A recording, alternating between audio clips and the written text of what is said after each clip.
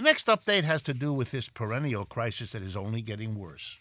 The crisis of student debt, which is now totaling in this country over $1.5 trillion, more than all credit card debt. I mean, it's extraordinary. But there's new research that comes from CNBC and from MarketWatch and several other sources about the consequences of student debt. Listen to these studies and what they show. That the level of debt is causing young people who carry that debt, students, to either postpone or forget about marriage, to either postpone or forget about having children, to either postpone or forget about buying a home.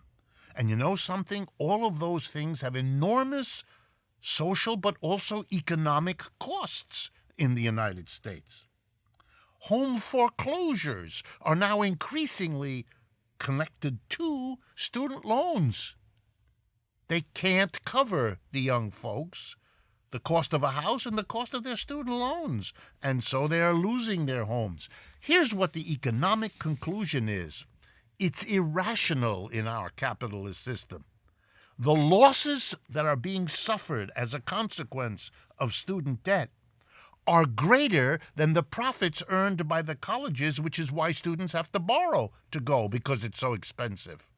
It would be more rational to lose the profit for the private corporations because that's less than the social costs of having student debt. You know, that reminds me of prisons.